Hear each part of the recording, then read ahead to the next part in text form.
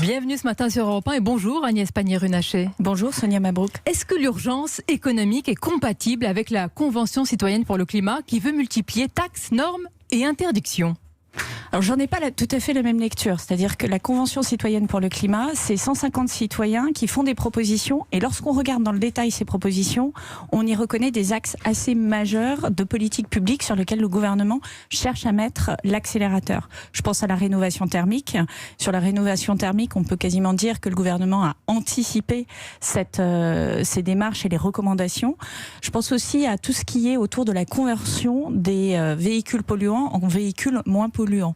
Intéressant d'ailleurs de voir que la Convention ne fait pas le départ entre véhicules diesel, etc. Il dit juste qu'il faut changer, il faut une prime à la conversion qui soit plus forte et qui incite plus. Alors peut-être que vous n'avez pas vu la suite, Agnès Pannier-Runacher, taxer les dividendes des sociétés, interdire les publicités pour les SUV, limiter la vitesse sur autoroute. Est-ce que ce ne sont pas des taxes, des normes et des interdictions ? Si, bien sûr. Donc il y a des interdictions comportementales qui peuvent être peut-être aussi un appel à la responsabilité des Français. Lorsqu'on dit qu'il faut effectivement limiter la vitesse sur l'autoroute, ça renvoie à un débat que l'on a eu. Oui, et qu'on a eu de manière assez passionnée. Vous êtes favorable d'ailleurs à cette limitation sur autoroute. Est-ce que pour vous c'est pertinent sur le plan écologique ?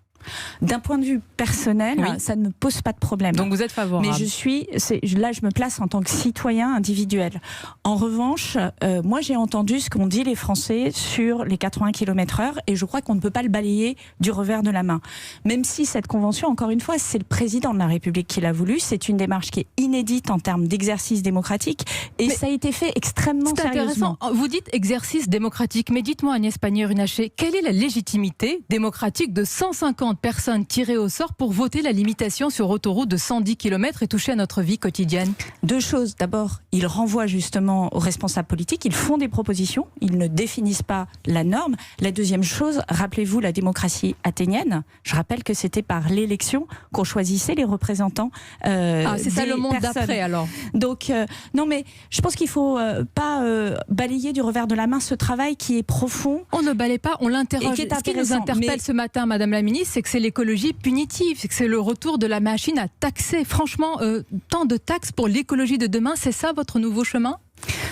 Ce sont des propositions et nous devons nous en emparer et voir ce qu'on en fait. Moi, je retrouve toutes les têtes de chapitre sur lesquelles nous devons travailler. Je vous parlais de la prime à la conversion. Aujourd'hui, j'observe qu'on a mis en place un programme dans le plan auto de prime à la conversion.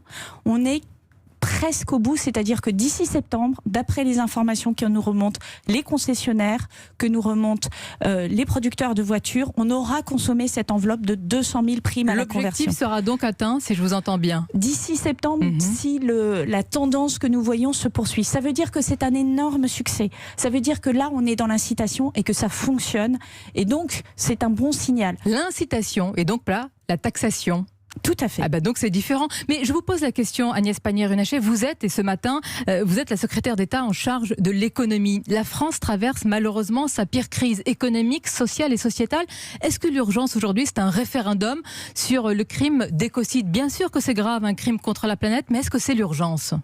Je crois qu'il ne faut pas confondre différents sujets en disant que l'un empêche de traiter l'autre.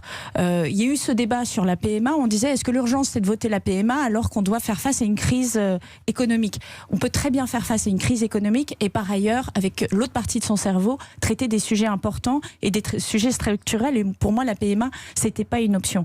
Donc pour revenir sur le sujet, on est effectivement face à une crise majeure. Il va falloir se battre pour chaque emploi et il ne faut pas céder au fatalisme.